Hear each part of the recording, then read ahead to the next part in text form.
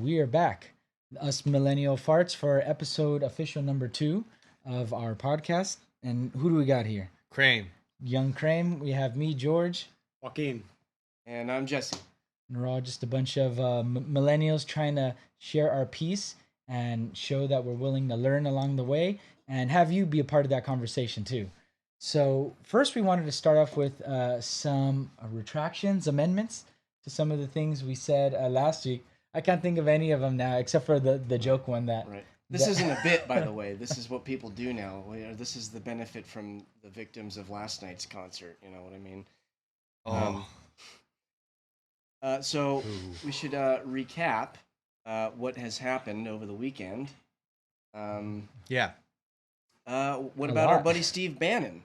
Jeez. Yeah, young Bannon. How about that Bannon? Hey, going closer and closer towards where I'd like him to be, but you never know with these political figureheads. You know what I mean? They always have a way to, just cover themselves and be good in the end. So yeah, hopefully something happens and they make quick work of it. I mean, it's ridiculous that he was able to stave this off for as long as he has been. So it's. I mean, and in a way, though he is a big fish, he's still also small potatoes too, compared to who I really think. I mean, still, obviously, these are now political opinions, maybe more than anything, but I think that those responsible for January 6th were, run all the way to the top, and it just seems really insane that something like this will be allowed, or no one will really get, for the most part, reprimanded or face the consequences of it, and seeing who and what does get punished. Just the total lack of accountability, and it is from the top down.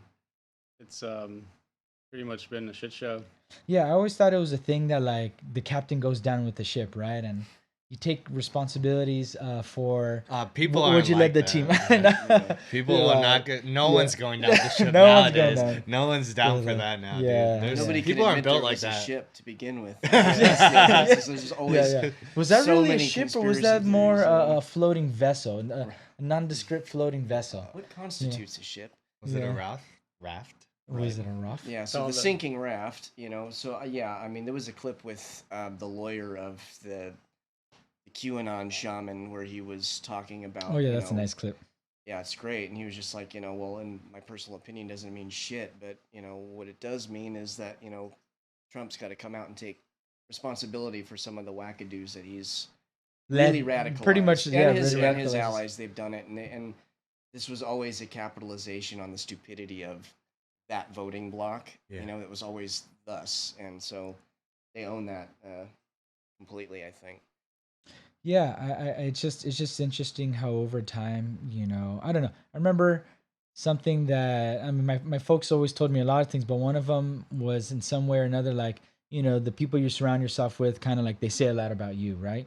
Yeah. And I know many people have come across that and found truth in it. And, you look at who, Trump had around in his very close personal circles, his professional circles. When we look objectively at their track records, for me, it doesn't seem very like, I don't know, something I would get too excited about. No, there's a lot of dirtbags in that circle, without a doubt. Unfortunately, and it's hard to keep up. As I think we were saying earlier, right? It's like it's hard to keep up with current events and political or otherwise, not even just political related events, current events.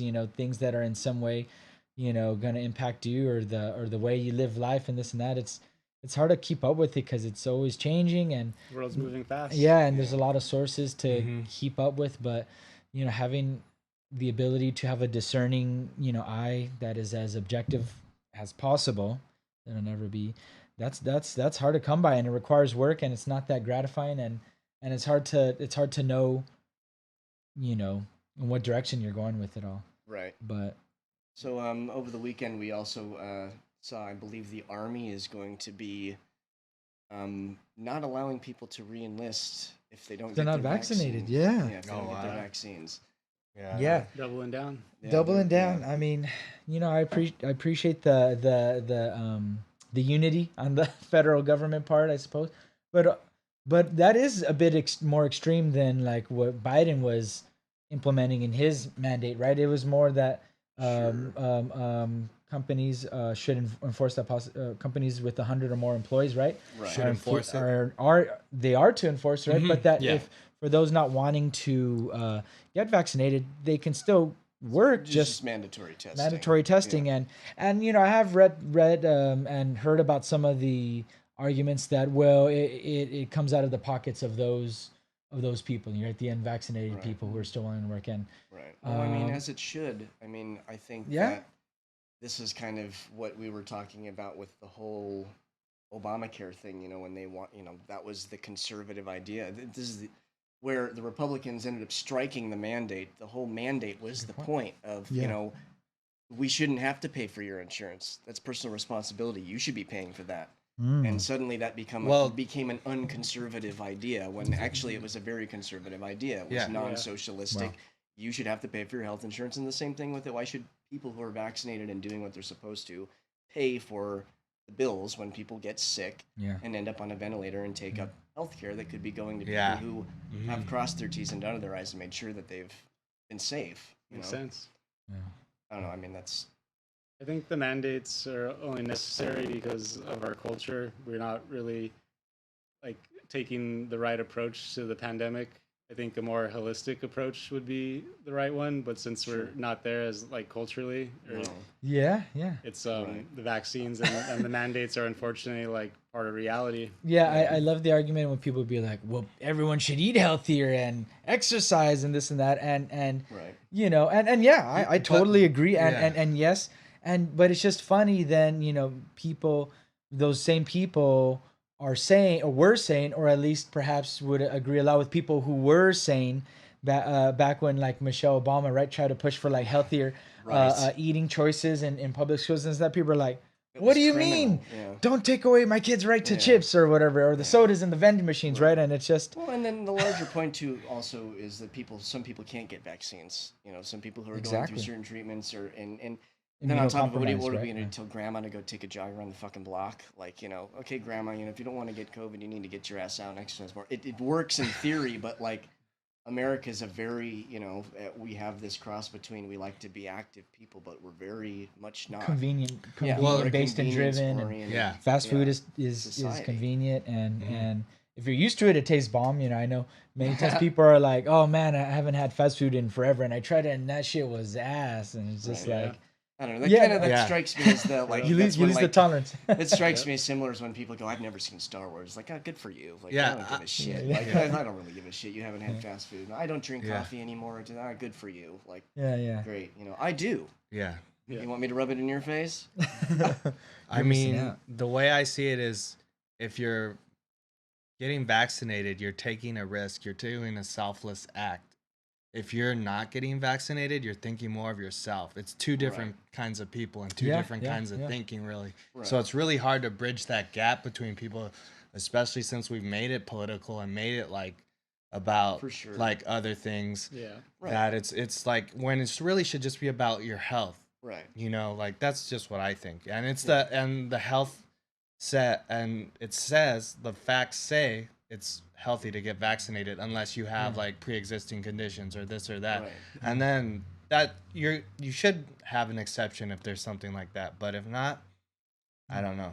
I mean, I agree 100%, and it's something that, especially given the circumstances leading to the mRNA vaccines for COVID, there was a huge pretty much pool of people that are willing to be part of like the sample pool groups, right? And for the phase 3 or the phase 3 clinical trials for both Pfizer and Moderna, we see that they had sample pool sizes in the like tens of thousands. It was like around like 30 to 40,000, like 42,000 for at least one of them. Maybe Pfizer and Moderna was less, but within that range. So huge sample sizes. Given historically, for these other vaccines, we didn't have access to that amount of people, or the need wasn't as great, comparatively speaking. And so when you kind of have all these components coming into play in terms of like trying to reveal the validity, right, and the safety of the vaccines. I mean, if you're really looking at it with an objective lens, what lens are you using that allows you to have such a mistrust of these vaccines, where very likely you have taken all these other vaccines throughout your life, for at the very probably because of you haven't gone to school. Yeah, right. Pertussis and Yeah, rubella so and that's the whole thing is like where Smallpox, right, or measles. Yeah. I wasn't trying to say that all people who don't want to get the vaccine are being selfish, but if they're thinking of themselves first, right? Sure. Yeah, Like, yeah, is yeah. more of a Whether the reason is Yeah. unwarrantingly selfish or self-serving. Yeah. I mean, if there's a healthy balance, I mean, yeah, we have to take care of ourselves. Yes. Self-preservation. And if you're at risk, you definitely should not. You should not like get it, right? Like that's the thing. Yeah, I mean, this has all been common sense anyway since vaccines have been around, and I mean, it's just this one was particularly politicized, and it's unfortunate because I mean, if you want to be honest, one of the things that Trump actually didn't fuck up when he was president was rolling the vaccine out. And he can't even take credit for it because they don't believe the fucking thing's real. Yeah. It's like the one thing that he actually did correctly. Yeah, he did do very good with that. I was with his administration, Warp Speed, right? Yeah, with Operation Warp Speed, was to really get rid of the getting bureaucracy the funds, that makes the process a lot harder and a lot longer than it should be. Did he have a direct or indirect involvement in the emergency use authorization that both the vaccines received? I wonder, Oh, that's a good question. I mean, sorry, just not being a fan, I don't know. So it's like, I don't want to give him any credit, but we're trying to change that here too. It's a great point to make because all the people who worship the guy can't they can't be like, oh yeah, he did really good with this part, like it's weird. Like the one thing that maybe we could agree on giving him credit for, we can't, because we are questioning the legitimacy of the claim. And it's not to give him the credit, because I mean, of course. One of his greatest failings was not being able to defer to people who knew better than him on everything. If he just sat back, the health professionals, and if he just sat back on so many of these things, I wouldn't be surprised if he were still, president right now, rolling deep into his second term, Well, he knows more than science. Right. Yeah. And he knows more than the generals. I mean, and that's where it's like, exactly. All the people who were resigning in protest when he was president, it's like, no, please don't, because you're the lone brain cells in the room right now. It's like, I didn't agree with John Kelly or McMaster or any of those guys on much of anything, but like watching those guys walk out, it's like, please, it's like there's got to be an adult in the room at least. Yeah. And if everyone gave up when there was real hardship or struggle, we wouldn't be doing a whole lot in general, right? Yeah. But I get it. Yeah, there's also a certain threshold, and if they truly felt like there's a certain level of helplessness because of how the administration, Trump and his admin, were really good at getting the people that weren't yes men and women out, and getting those in, replacing them with those very people. Yeah. And they were really great at that, really adept at it, right? Bunch of enablers. Yeah. That's all, I guess that's the way, from my perception, Trump's been able to, live his whole life with some modicum of comfort is having a lot of yes people, gassing him up and yes, Trump, buying yes. bullshit. Yeah. And he buys his own bullshit. I mean, that's why it's just like, half the time, people go, "Oh, Trump's an idiot. Trump's a fucking dumbass." And you go, I don't know. I think in some levels he knew what he was doing. Master at branding. He knew what he was doing, and he wasn't playing 4D chess, or even regular chess, but but he was playing some form of sophisticated checkers with the way he was playing everybody, and there is, it's unfortunate that that's led to the division that we have now, because there's something to be said that Biden didn't want to come into the presidency and trying to deal with, essentially a cold civil war, trying to go, hey, I just want to keep us together, and that's impossible to do, and it's on the health front right now. How do you bring a nation together that can't agree on facts? And well, the FDA just approved the Pfizer and Moderna boosters for adults, and Yeah, I'm personally hesitant to get the booster myself, Oh and yeah. I was hesitant to get the vaccines, but that's again not something I would push on other people, like my personal beliefs for my body, Right. which Yeah. is something we're seeing too often is people telling other people what they should do with their health, and Yeah. Oh yeah, that's that's for not right. sure. Yeah. Yeah. Mm-hmm. Yeah. Yeah.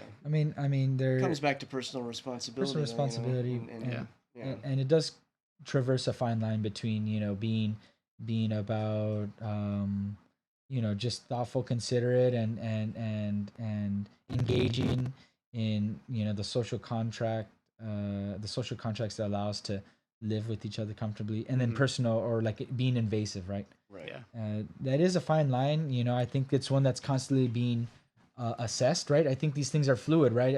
Whenever a new event or right situation arises, I mean that has to be reevaluated. I don't think a blanket sort of position should be taken, But right? but yeah, like for like instance, like for Joaquin, like you like aren't like going out like going crazy partying, like seeing all these like crazy people. Like Right. you take care of like Right. yourself, and you're not like Being reckless. being and reckless. irresponsible. You're Yeah. being responsible. Trying to look at the bigger yeah, picture yeah, and not Yeah. seeing Yeah. like one solution necessarily. Yeah. But also, I Yeah. think with that being said, then also I think then is it right to say that being in a mindset of if there's an event I want to go to and they are like fully vaccinated only, which Then- now I think is being amended to having all 3 shots. Then you shouldn't be able to go. Then you I shouldn't mean, be able to go, or like I- making peace with Yeah, it. Yeah. I feel Yeah. that Pretty that's that should be the. sounds fair to me. That's how Yeah, you should yeah. be. I mean, you Yeah. should.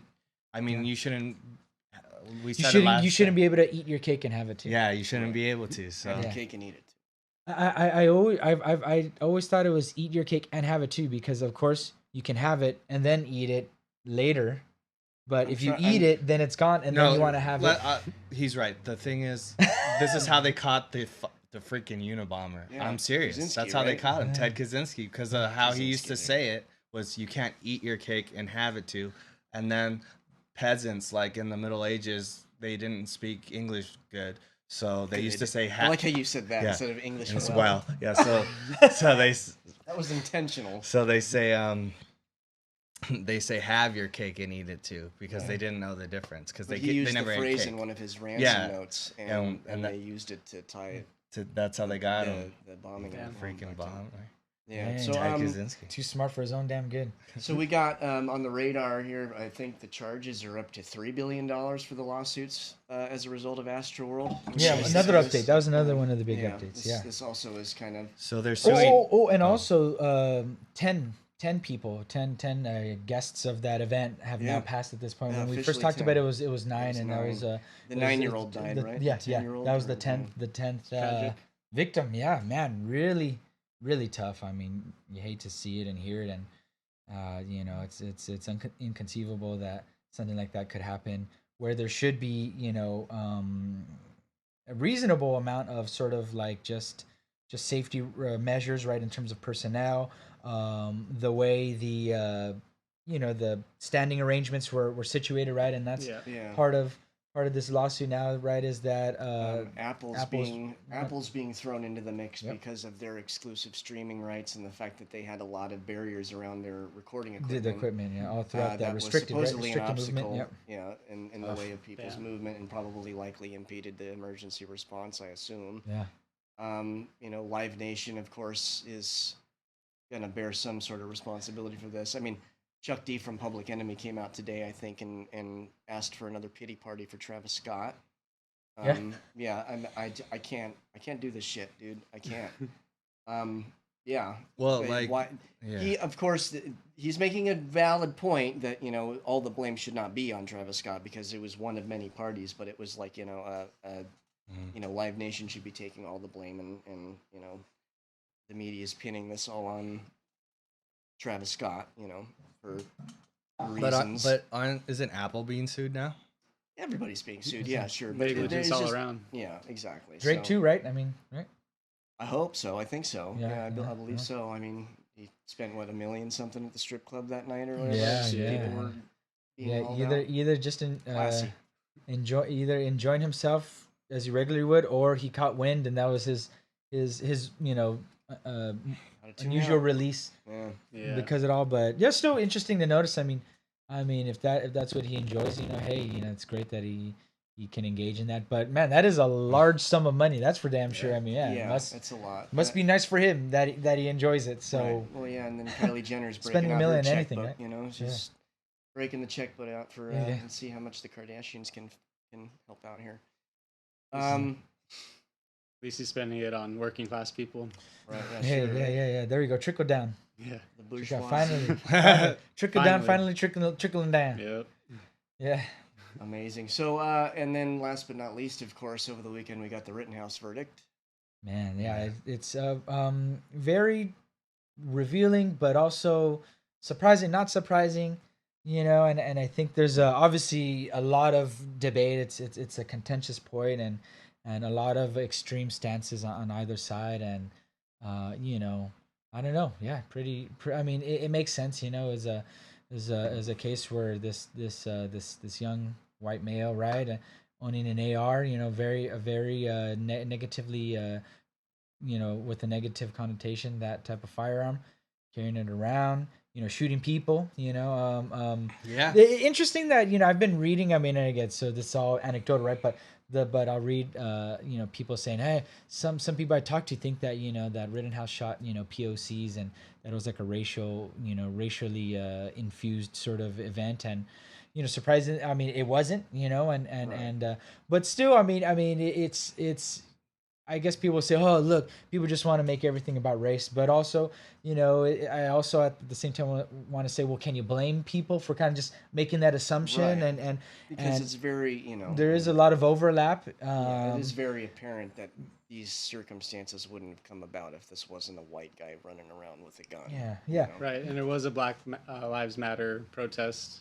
Yeah, so perhaps that's where some of that preconceived susceptibility, even, right? Kind of just ready to think that it was racially tinged, right? It's like, of course, what riots were happening during that time, and that was in response to the Jacob Blake, I believe, shooting that took place in Kenosha, right? And a couple months prior, I want to say, or was it weeks prior? I think it was prior. It was prior. Yeah. And so that whole event, definitely. I mean, I guess you're right. It's all connected, but interestingly to follow now.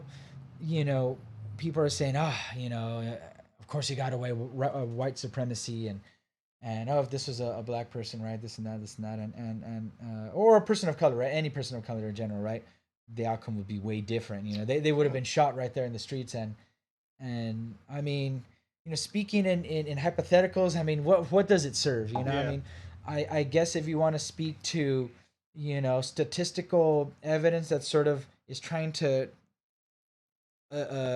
bring light to some of the discrepancies and how similar cases and circumstances are handled, sure.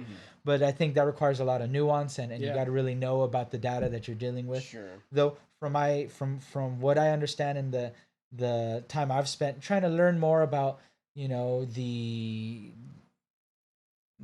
correlations, at the very least, right, between racial backup and racial makeup and social economic background, this and that, there does seem, and interactions with the police, violent interactions, right? I mean, there does seem to be some correlation, right, especially in the United States, and but it's a very deep, contentious topic. Dealing in hypotheticals is really intense. What we do know is that he was acquitted on all 6 charges, right? Yeah. All related. 5 charges. I think. 5. They Okay, dropped 5. 2 of the charges. They dropped 2. So many of them being related to first-degree homicide of some sort. Reckless homicide or negligent homicide. Homicide. Yeah. And so yeah, I think that at the end of the day, perhaps that was a bit too high of a shot. I mean, a bit too far of a shot. Very lofty goal. Yeah, to say with zero uncertainty or doubt that the intentions of Kyle Rittenhouse were well defined and premeditated, and I guess now we're saying that it's hard to say, especially based on the evidence that was presented with the video footage and the testimony of even one of the people. The one surviving person who was shot right by Rittenhouse. So Yeah. Grosskreutz or Grosskreutz. Yeah, Grosskreutz. Yeah. Yeah. Yeah. It was the paramedic fella, right? And with all kind of the evidence that sort of was presented, that he was acting in self defense, and this for me is interesting because, even me, I don't think any of us are a fan of what we've seen in that footage or what we understand of the trial. It shouldn't have happened. It shouldn't have happened. No one should have been there. Everyone that was involved were assholes. Though I will say that I think Rittenhouse was the biggest asshole of them all, showing up with a AR, pretty much. And that's what this all comes back down to. Is just like we can talk about intentions and stuff like that. It's just it comes down to that state and our country's loose association with a really, really terrible interpretation of the Second Amendment. Very vague amendment. People feel like they know exactly the three. It's a hyphenated word and another word. It says well-regulated militia, and these are the things that are gonna. It's all gonna come down to this: do we want vigilantes just to be running around and shooting whoever they want to? Because that doesn't work on either side, or for anybody, whether you're white, black, or anywhere in between. No one wants people running through their town with guns. Descend into chaos. Right. I mean, there are certain towns that they do want you running through with guns, but I mean, it's society as a whole expects that people who own guns behave responsibly, and then that's not that shouldn't be that much of an ask, and it's not that much of an ask around the world for other countries that allow gun ownership, but here it seems to be very, very hard to and that's why my reconcile the amendment and the right with common sense and it's an interesting thing because people will always say, "Oh, it's a God-given right," and for me, it's like I feel like it's a privilege more than anything because I feel like it's something that compared to the rest of the world, it is definitely, and then also that there are ways to get that ability to own firearms revoked, right? And you can get barred and right, depending on certain your record and this and that, right? If you have a criminal record like that, so I don't know. It comes off as a privilege, just like driving a car. You need to have a license and to pass it and to get to be able to update your info and kind of like, hey, no, I can still drive, insurance too in case you kill somebody. So I mean, great power comes great responsibility. Yes, and so that's why for me, I've always perceived it more as a privilege, and but I get it. People want to have a way to defend themselves. And you can argue, right? Hey, do you really need a gun to defend yourself? Yes and no, and right. I guess it's having the option, and that the option exists, a way that it's well regulated and kind of kept in check, right? Right. And that's the interesting thing is that people will say, oh, well, those people who they see this outcome with the Rittenhouse trial, and they're like, oh, we're now just going to give everyone a reason to kind of just go out with guns to a protest and shoot whoever they like, right?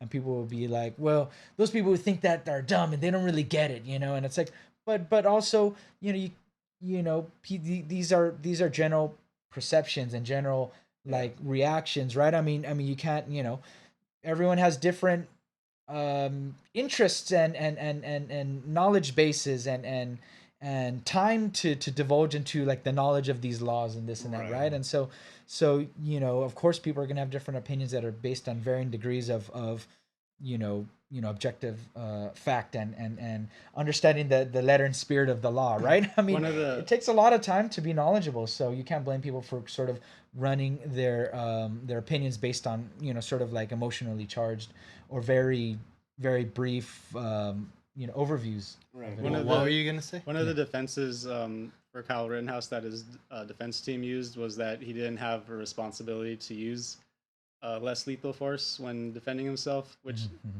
in some circumstances is true, but like this definitely was avoidable. Yeah. When it's something like you're carrying a gun down the street towards people, like how do you expect them to respond?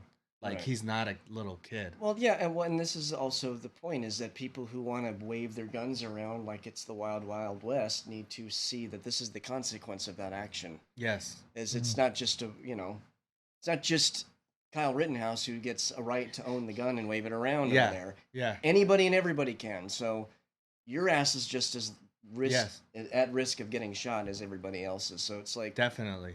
it all depends. You go, well, I wouldn't want people who don't look like me walking down the street with guns. It's okay if people who look like me are doing that, though. That's all right. Yeah. So it just becomes this thing of, no, we shouldn't just have armed vigilantes running around. It's a double standard for sure. Yeah. Yeah. It's And I think that this, even the fact that we see that the judge dropped the illegal possession of a weapon charge, right? Yeah. And to me, that reveals sort of a loophole in the law, and in this case, Wisconsin law.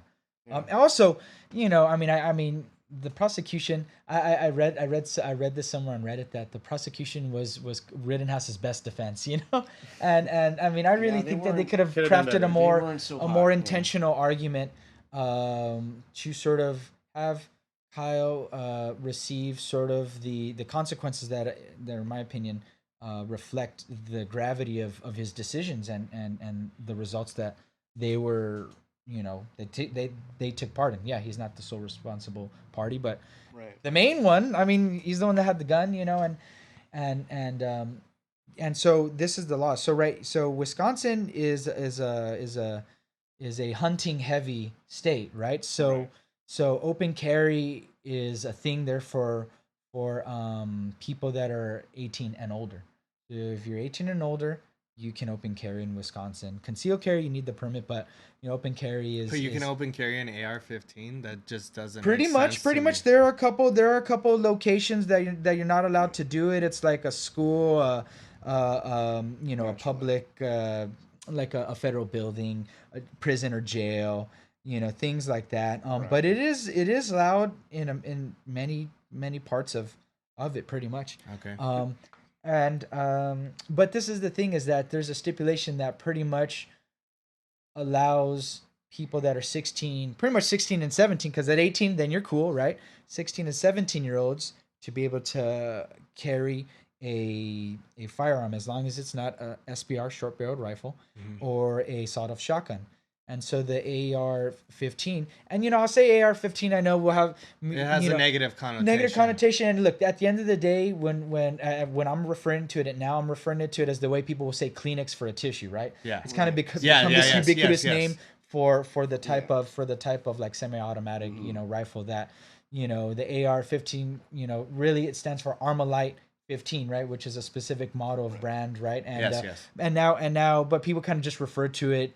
Any guns, sort of created in that way, right? So he had an AR-15 like weapon, right? But because his barrel was 16 inches, that's the minimum length for it to be not to be considered a long barrel rifle. Right. Wow. So that just shows that he thought of something like that. Yeah, well, very intentional, or definitely intentional. This is the thing that for me is interesting. Premeditation, though, wouldn't it? It would be.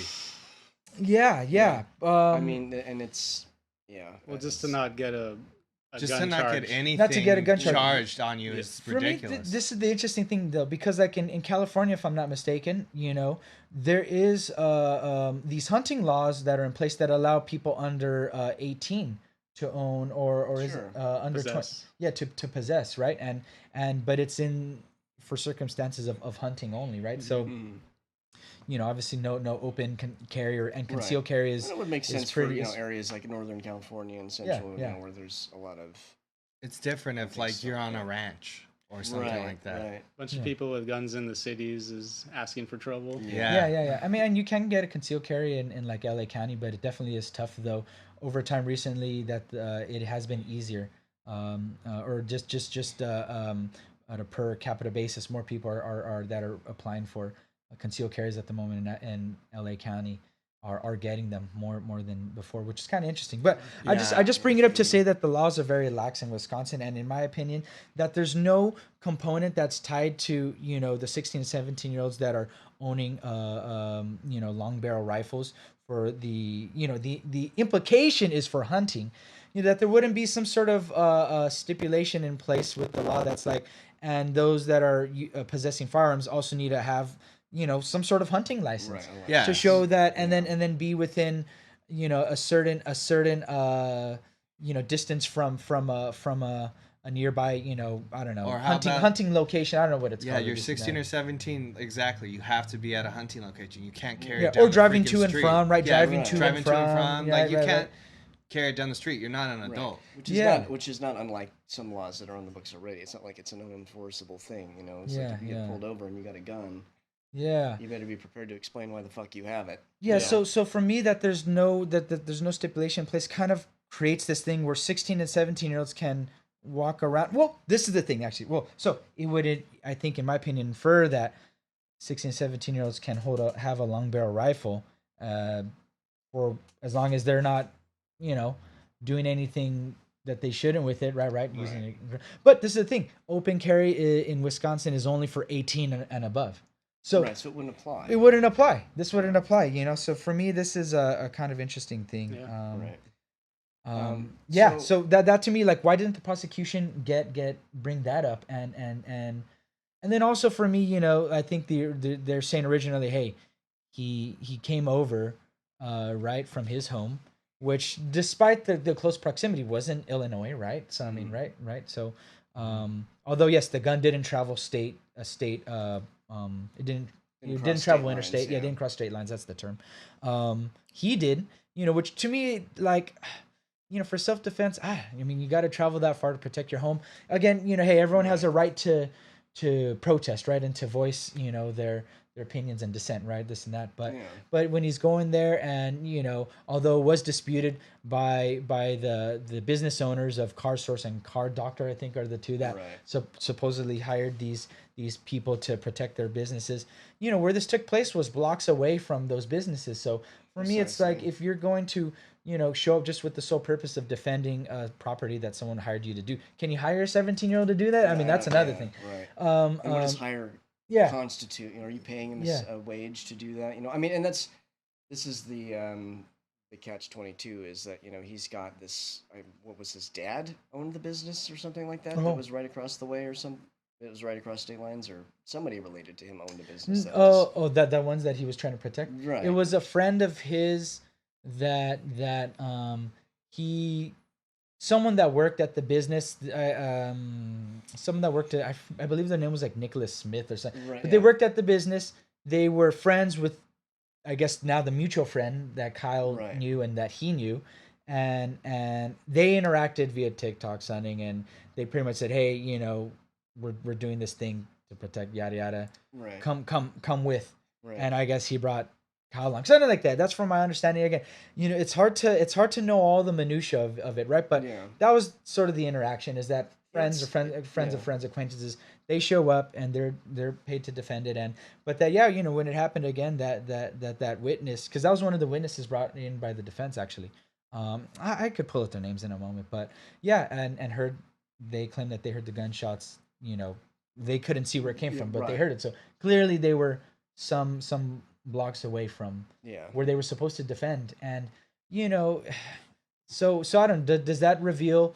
Everybody has the right to defend themselves, but do you have the right to shoot someone in the face when someone charges at you without a weapon? Right. And you're not a cop. Yeah. Yeah. I mean, and it pulls it all back to this wannabe vigilantism. Yes. And, I mean, this also ties into the other really extremely egregious case, and the Arbery case in Georgia, where a father and a son and a friend or something like that, the three of them literally chased this kid down with their trucks while he was running, right? Cornered him and shot him point blank range twice in the chest. Yeah, with the shotgun. Jeez, these guys are claiming self-defense. Yeah, and it's like, I mean, seeing this in action, it's terrifying. I mean, the attorney for the three individuals accused called it a modern-day lynching of their clients, because black pastors came down to the courthouse to, raise awareness for this trial that's going on right now, and the judge actually tried to bar black pastors and civil rights leaders from coming in. Second-class citizenship right there. It's amazing, but literally, to call something a lynching when you're basically representing 3 people who performed a modern day lynching on somebody without any due process. I mean, there's the phone calls of these guys calling in. They're like, I mean, we got him trapped like a rat, and like these are just wannabe fucking vigilantes who think they're Dirty Harry, or I don't know what it is. They only mentioned that they were making a citizen's arrest like after the fact. They never mentioned that in the police calls or anything. Right. And so this was another case where these guys had a shot. I think it was a shotgun pointed at this guy, and you know they're able to claim self-defense because he grabbed the weapon that was pointed at him for no good fucking reason at all. You know, and I believe when he defended himself is what happened, and then they got to shoot him. That doesn't make any sense. Yeah, it doesn't at all. But Monday, I believe, is when the trial is supposed to wrap up, and the jury will be deliberating. But we will see what happens in that case, because that's a really, really egregious case of the good old boys just doing whatever the fuck they want down there in the South, and that shit's belongs way back in the past, and it's sad that it's still going on right now. Yeah, and you know, people. Again, it's hard for me to compare, to make comparisons to different cases when circumstances. The minutia is really a big thing, and even like back to the Rittenhouse thing, like that he acted in self-defense as a result of who was charging who and who was the one being like the aggressor. The aggressor, thank you. The aggressor. These are all things that change, from moment to moment. Exactly. Right, and so, but I think that's it's the part of the prosecution of the prosecution's job, right, to craft the charge that will like rightfully sort of address the action that they were participating in, and I think that we just see from this is definitely me getting into opinion that I think we see and we see a lot of data, statistical evidence that proves it, that we see that the law very often in the way it's written and interpreted, to its letter and spirit, often seems like those white individuals who are sort of in these situations that where there's violence involved and whatnot, that we see that there are difference in outcomes, right? Mm-hmm. Using a weapon as a person of color versus a white individual or a person in power, right? Even let's say a police officer, right? There are big discrepancies, and this speaks to a broken system that's been in place for a long time. Yeah. I mean, because the fact that I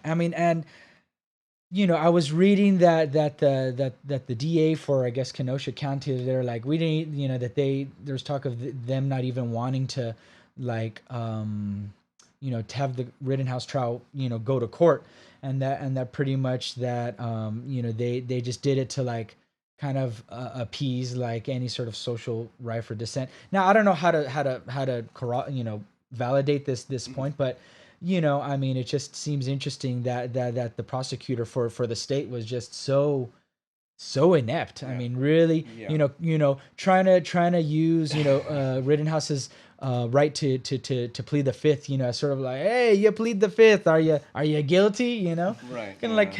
Wasn't the best guy for the job. It was like Lionel Hutz and Simpsons, it was like I was expecting him to go out the window halfway through and just I need a bathroom break. And but why is that? And then a case involving someone that is perceived to come from some sort of marginalized group for whatever basis, right?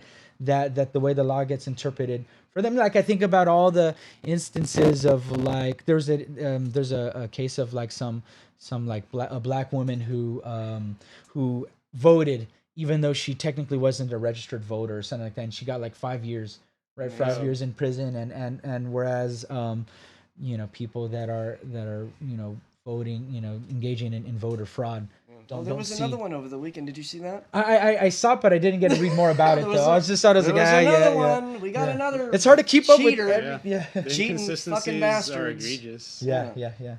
If you look at a case like Tamir Rice, who was a 12-year-old with the firearm, he got shot within seconds of or like Philandro Castillo, right? Who was a concealed carry permit gun owner, right? Permit owner, and so had his concealed carry, and he got shot. It's like the NRA never came to his defense either. Yeah, no, of course. And now that's to say that like why you just can't help but ignore those individual incidences where people act differently, you know, right. and then to see and then yeah, the challenge is how does that get, you know, quantified, you know, into like a bigger data pool that reveals these trends that exist beyond these anecdotal experiences, right? To like reveal like a trend, right? I mean, that's the tough part, but I mean, yeah, anecdotal evidence is important, and then for me, it's like you want to take that further. What does it reveal of the larger experiences, right? And so, yeah, it's just all really crazy, you know.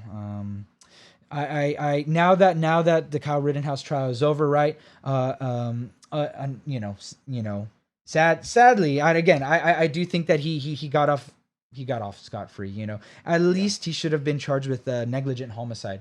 And I saw this argument on again. I'm a fan of Reddit, and someone was like, it should be negligent homicide because the state would have to prove three things: the defendant operated a dangerous weapon, which I think that we can agree, you know, semi-automatic, a rifle definitely, you know, I don't know how people would define a non-dangerous weapon. I mean, usually a weapon indicates that it's usable. It's not if it's a weapon, if it's not dangerous. Exactly. It's non-lethal. But and so look, number 2, the defendant operated or handled a dangerous weapon in a manner constituting criminal negligence.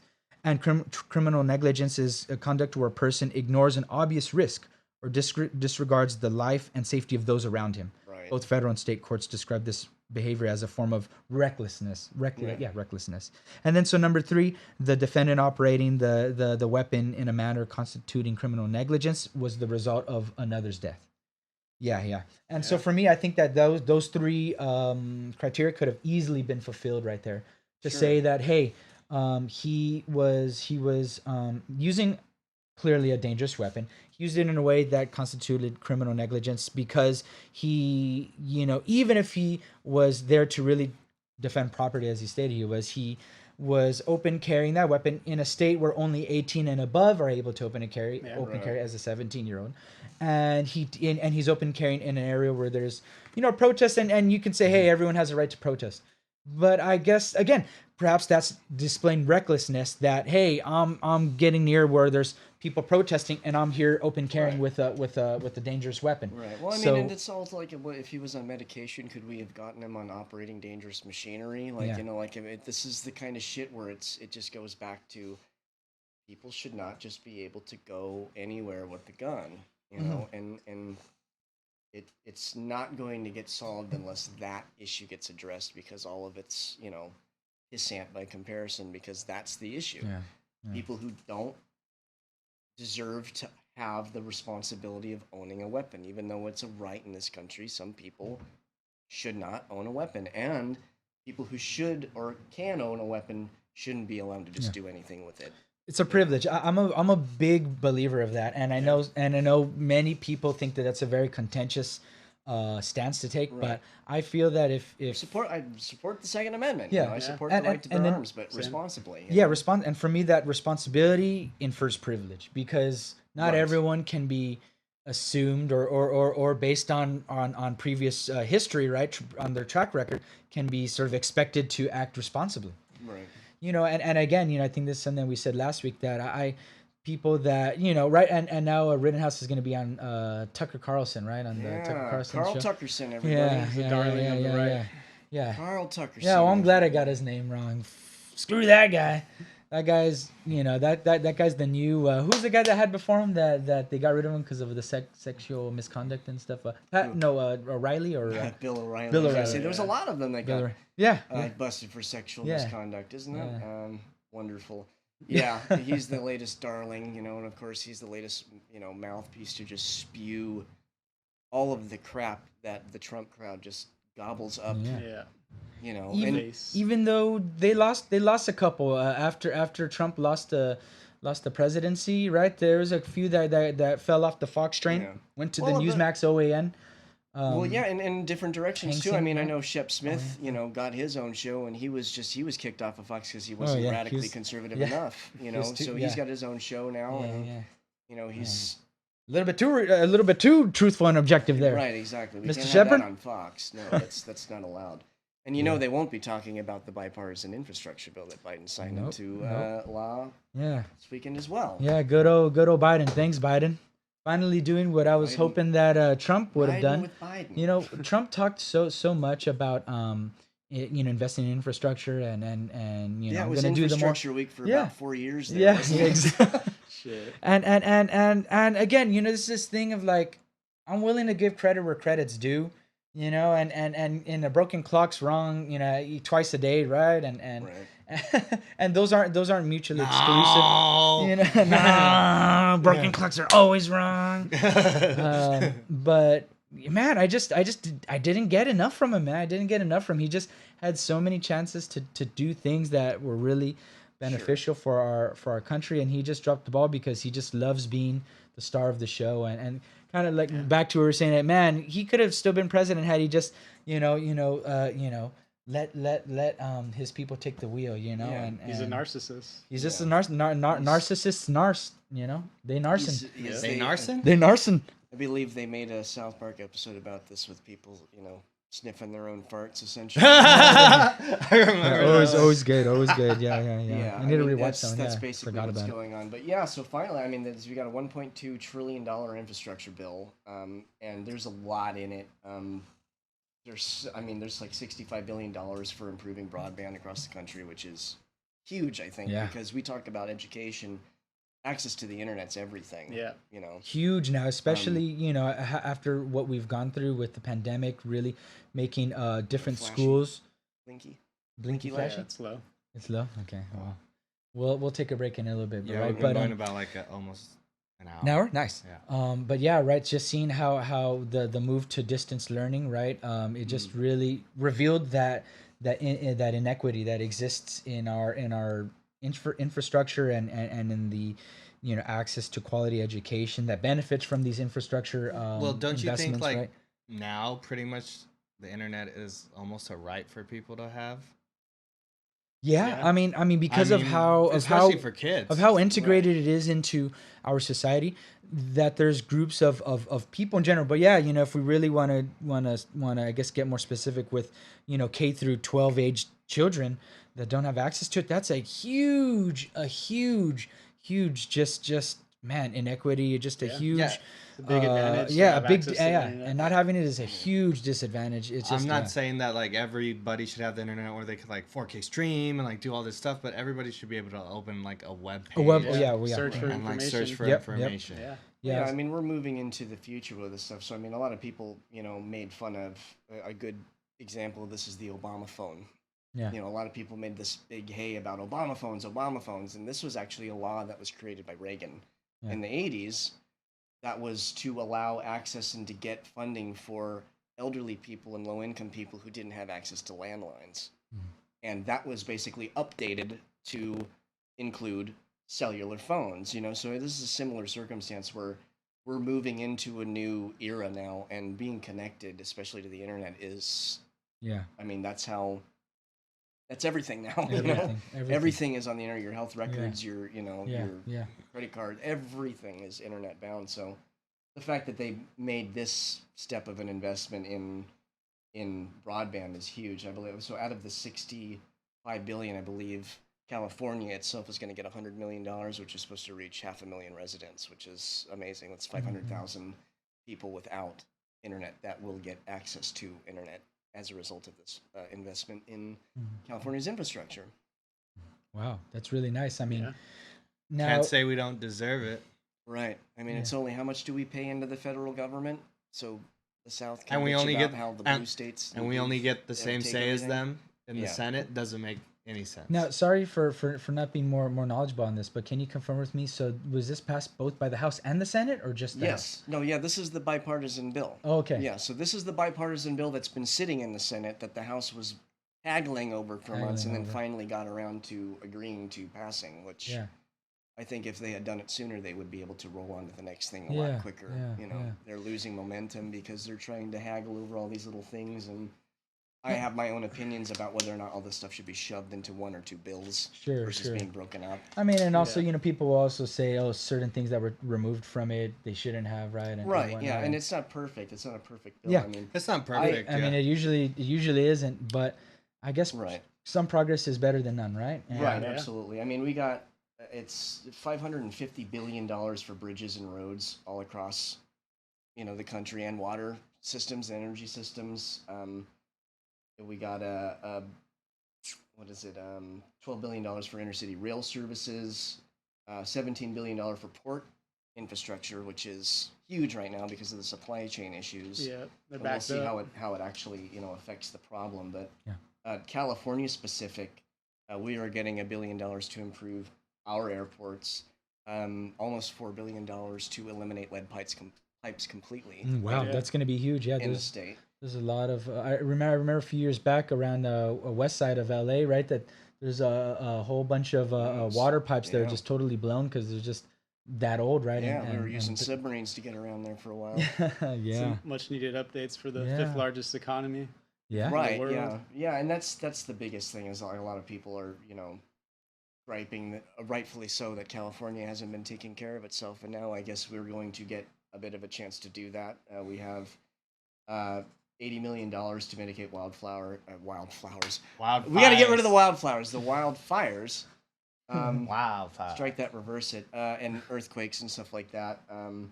There's going to be $384 million to expand the charging stations for electronic vehicles across the state, with the ability to apply for a $2.5 billion grant to continue that. Nice. Yeah. And then, we have almost $10 billion to improve the public transit.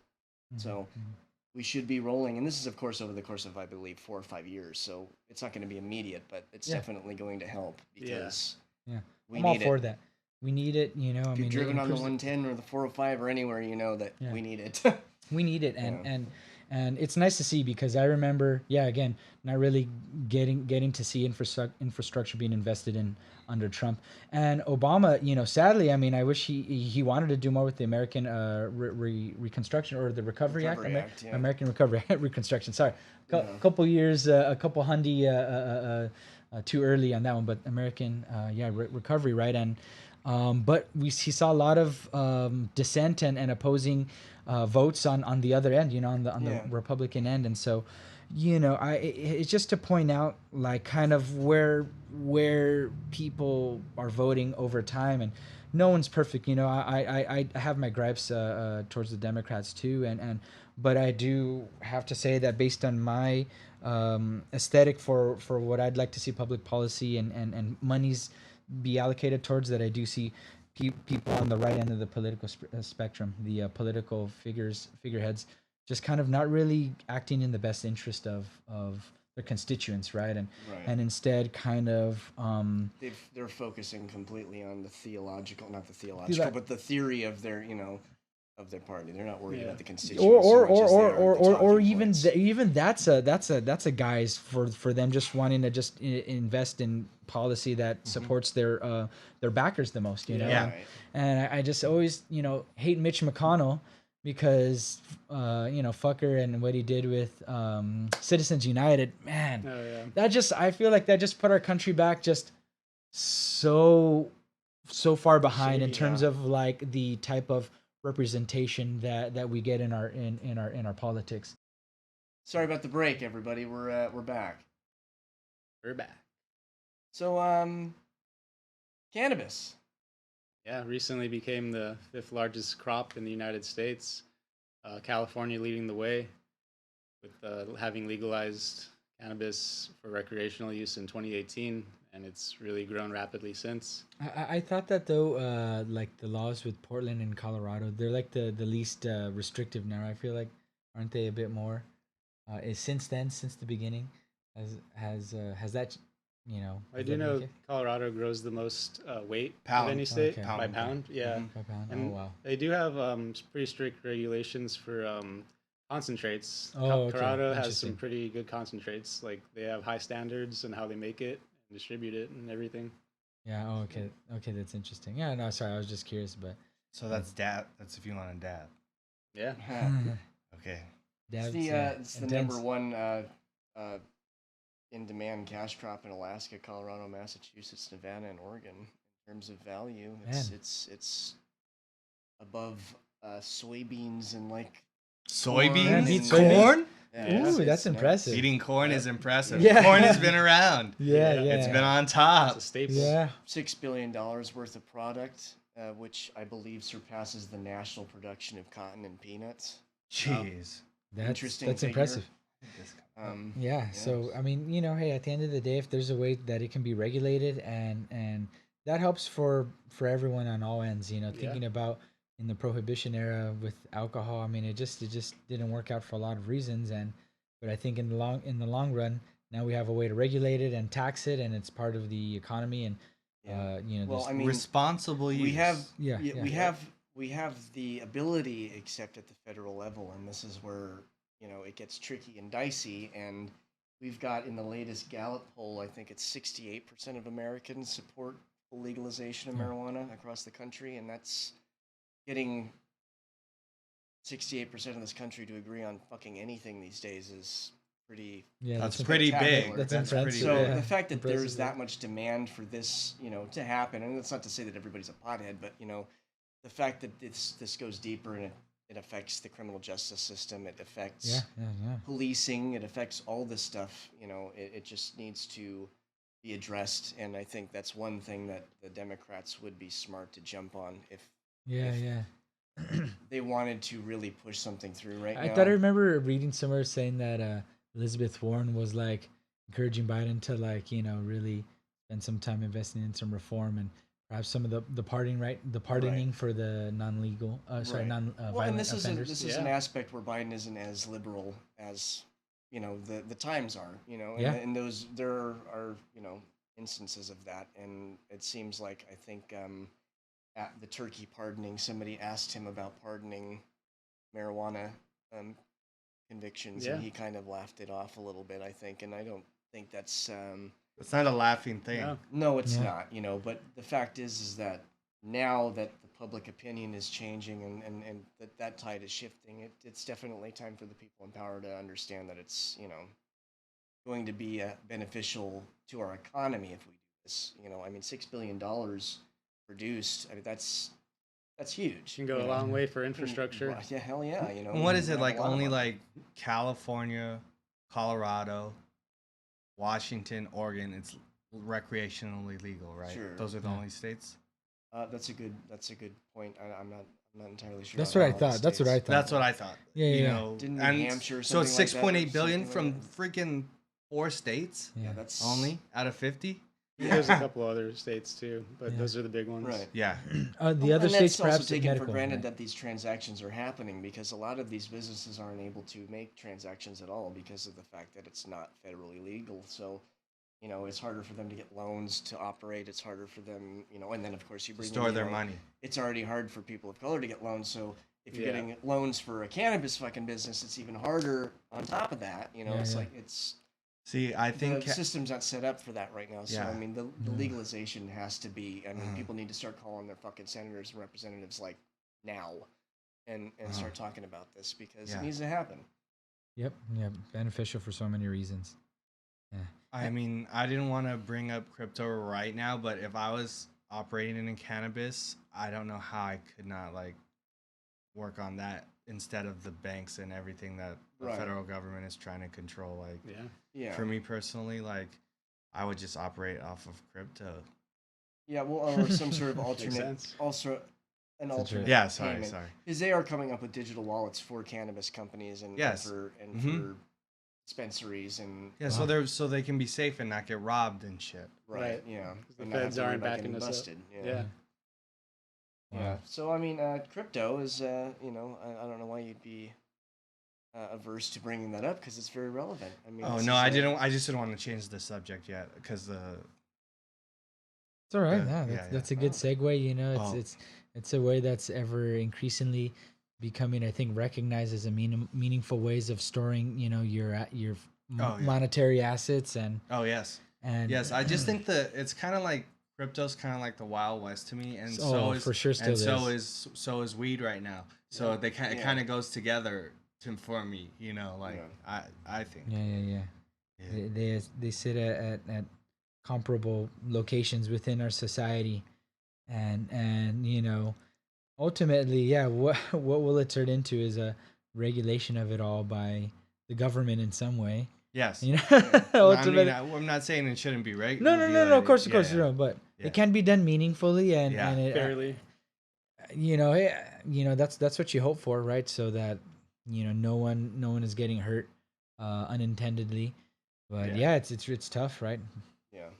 Well, I mean, and that's kind of with it being in the Wild West, it hasn't had to undergo the scrutiny that a lot of other financial institutions have had to, or a lot of companies. I mean, some of these places are like Himalaya coin. I don't know if you guys heard of this shit, and it was just like, no, I don't recall seeing any other assets other than a promotional video, and the thing was worth like $27 billion at one point. I think actually Steve Bannon was a proponent of this one, and it's just like the way these things rapidly gain money market cap. And there's this one I have.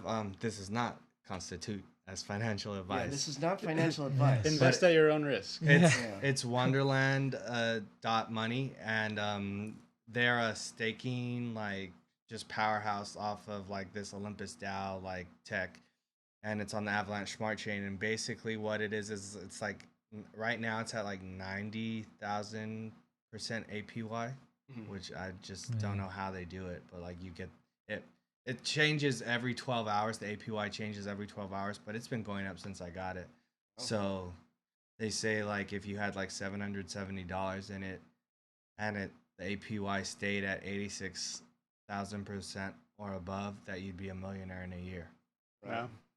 Yeah, there's still. I mean, that's what's kind of interesting. I mean, the proliferation of just how many freaking coins are there? It's too many. It's too many. Yeah. That's why for me our government's really dropping the ball, and where we could be like, oh, let's get ahead of this. Let's put something in place. Like China's doing something about. You think China's not doing anything about it? They're doing something. They already have a digital yuan. We don't have a digital dollar yet. That's ridiculous. Currency, and that's I suspect that's why they've banned cryptocurrency transactions. They haven't banned cryptocurrencies, just the transactions in China. And I believe that'll probably stick around for at least a decade or two while they get the central banks. Yeah, while the yuan, the digital yuan, like gets stronger and stuff, then they'll be like, all right, crypto can come back or like something like that. Yeah. So the regulations will go a long way to make sure that the institutions are shored up. I mean, but it's just like, how do we not a lot have of a digital possibility. dollar? Yeah. I don't know what. It's because we're still. I mean, look at people who are still lawyers for the state, and they're using Gmail and shit in their presentations. So I mean, lawyers for the state using their Gmail account. That's like so unprofessional. Yeah. Well, I mean, just thinking that we need more of an advancement into the future with some of this stuff. I think we're still stuck because a lot of the people who are running these things at the state and the federal level are older, so they don't get this shit. That makes sense. I'm sorry for being mean to boomers right now. No, well, I mean, it's a just criticism, because then you end up with an infrastructure that's very, very open to cyber attacks, for instance, because we're not doing things with the future in mind. We're doing things the way they've always been and not thinking about how stuff has to change. Yeah, it's like it's always been this way. That's their mindset. And you think people in like the 1800s, not everybody had jobs. Like, it changes. You have to change with it. Yeah. World's always changing. Think about the way people thought about, they laughed about e-commerce taking over brick and mortar, and now it's happening. Yeah. And we could have never pictured having, Zoom meetings with everybody remotely. And now it's a thing that's, it's happening. Yeah, like it's in Back to the Future, like when they have the Zoom meeting. Crypto is definitely something that's going to be, coming. Oh, yeah. I don't know if the adoption curve is steep enough to say that it's going to be huge now, but over the course of the next decade or so, 2 decades, 3 decades, it will definitely proliferate, I think. I think... You're saying with crypto in general? Yeah.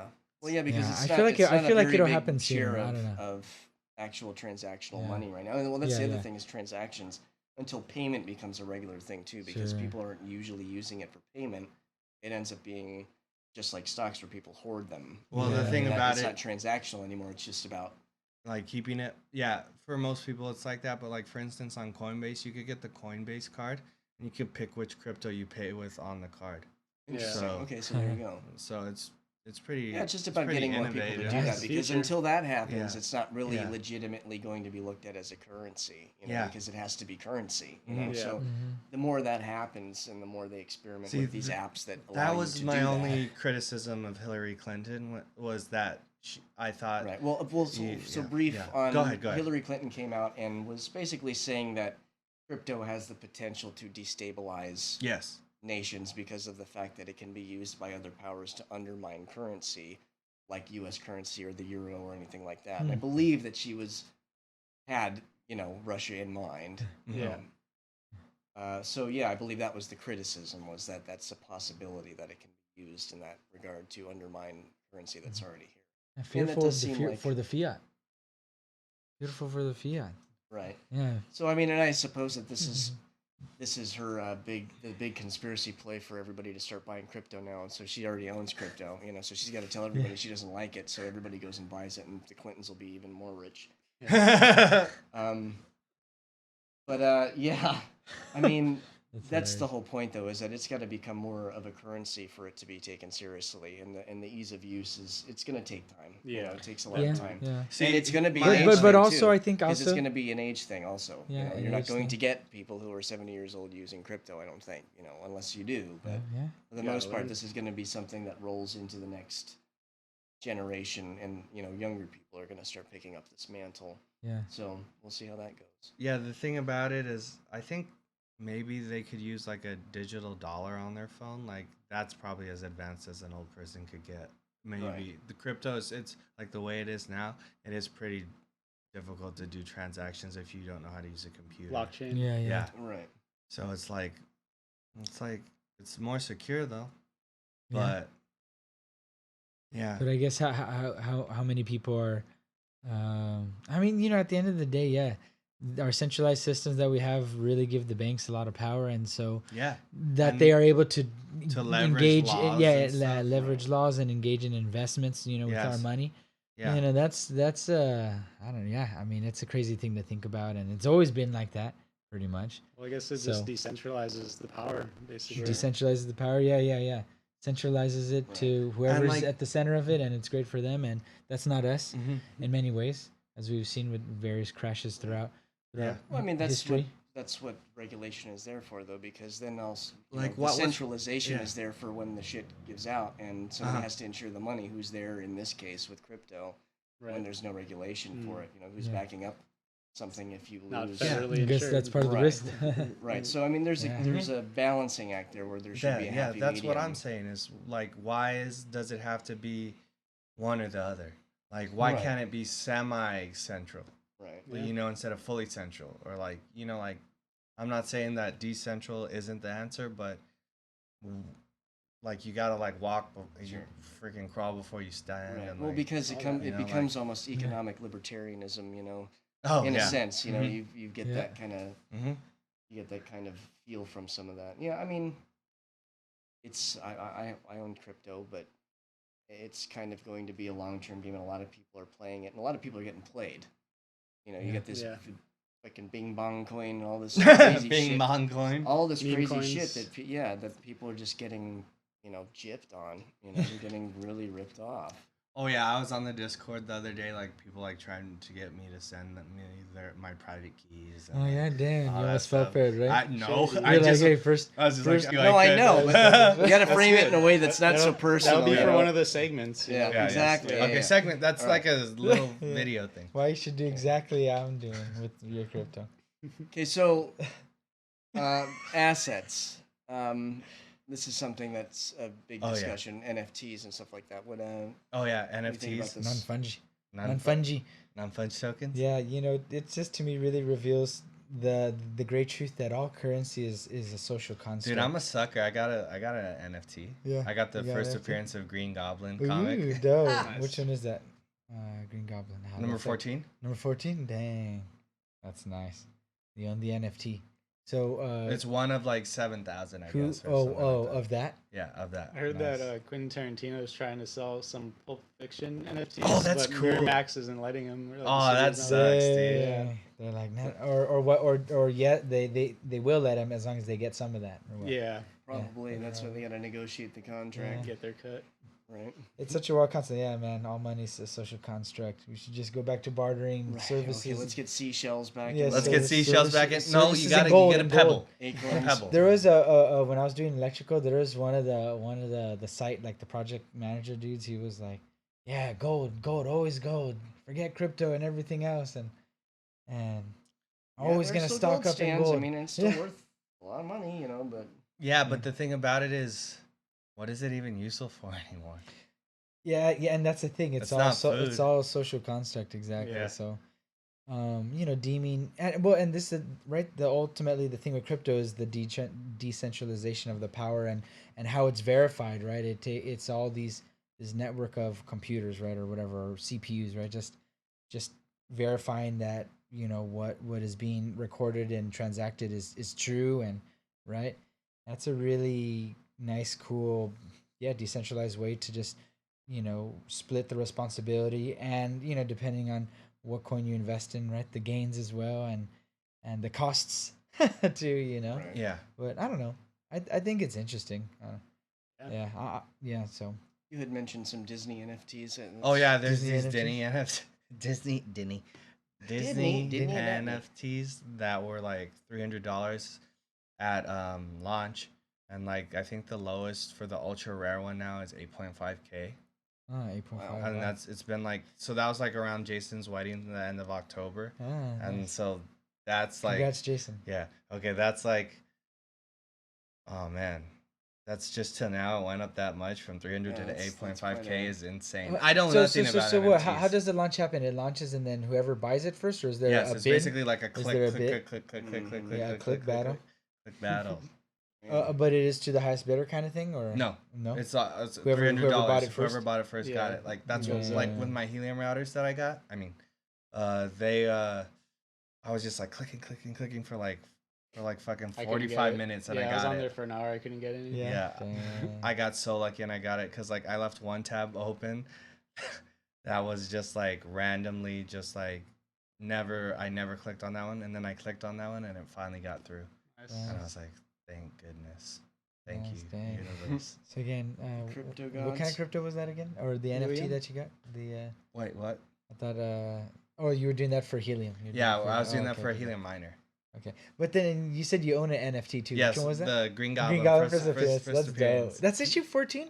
Yeah, I issue thought four. it was, Or maybe it's 16. I thought it was like, I don't know. I'm gonna say a random number, like in the 200s or something. Wait, it's really that old? And I could be wrong. I thought it was like. I'll bring it up after. Yeah. No, but it probably is earlier, and he's just been around for long. Maybe around there was his Right. death.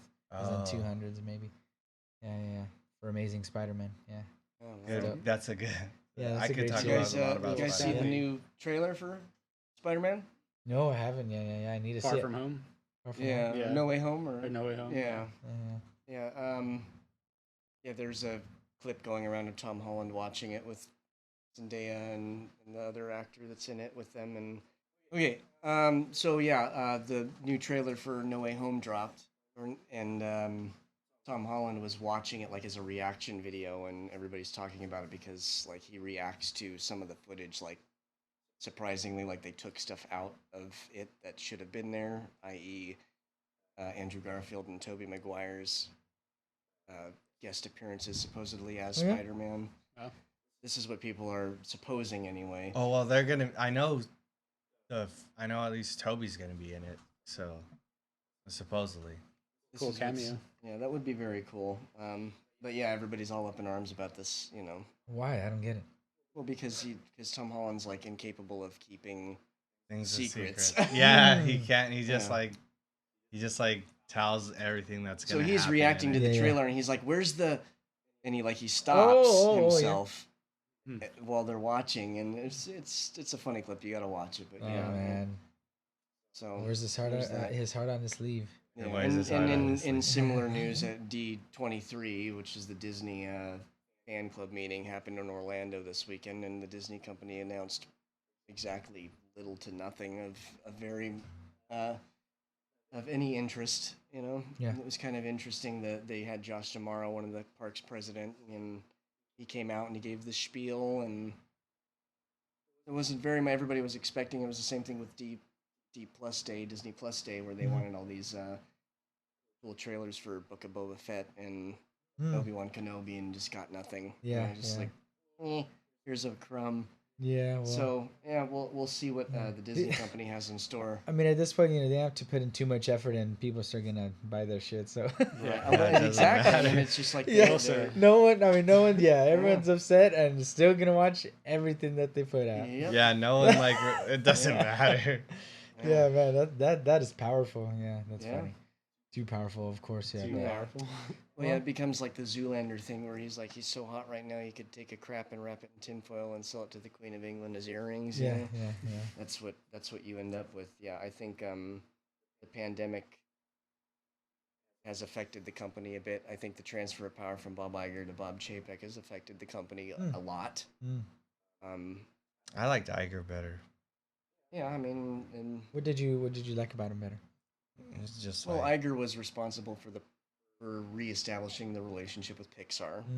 He's the one who was responsible for buying Lucasfilm and Marvel, as well as reinvigorating the parks with the reinvestment into Imagineering, which had been severely lacking for a long time. And just a lot of people are thinking that Chapek and the people in the organization right now aren't living up to that, potential, essentially. So Bob Chapek, actually, he's the CEO of Disney now, and he was supposed to show up at D23 and bowed out at the last minute because the last time he was in public, he was heckled. And kind of chicken shit, I mean, Michael Eisner, who was the CEO before, dealt with that. He had to hitch, what they were calling Euro Disney to Paris and got, booed and, tomatoes thrown at him and shit. And he took it in stride, it happens when you're the face of a huge organization. Must be rough for a CEO.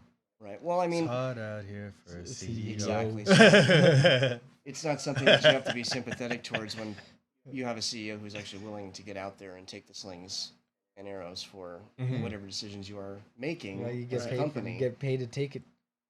Yeah, and then there's some controversy with the workers. I think Disneyland's workers are supposedly talking about a strike because of hours and pay, and there's no deference being paid to seniority for a lot of people, and a lot of people got laid off last year, just like with every other company that was out there. But yeah, they're taking some heat right now. So wow, it's another event from the weekend. Yeah, it's a lot. It's all hard to keep up with, and so at the end of the day, it is an effort to try to do our best to know what's going on around us, and our time is so precious. So, man, we have to be really strategic with it. But how you deem what is appropriate, right, for the use of your time. Everyone has to figure that out for themselves. But I think that there are ways to, depending on what you want to do with your day and time, to try and spend it effectively. Learn about the things that are important to us or impact us. I mean, a lot of these things they have some impact. Right back to us, and or speaks of the society we live in. And I think it's just good to have that self-awareness and try to reflect, but very hard to do, very hard to stay on top of it. Yeah, right? Well, I mean, that's what we're all doing here, is keeping each other honest, aren't we? The name of the game is. That's the goal. Yeah, that's the goal. So friends, thank you for joining us, and as always, we are just speaking from our own experience and what we are learning about and finding. We describe exactly what we get in our findings and in talking to each other and expanding our opinions, but we also enjoy the community response. And so if you guys have anything to say in the comments, right, because this is on YouTube, so we could take advantage of it. If we acting good, we'd like to ring that bell, interact, smash that button. Smash you that know like. What to do. Yeah.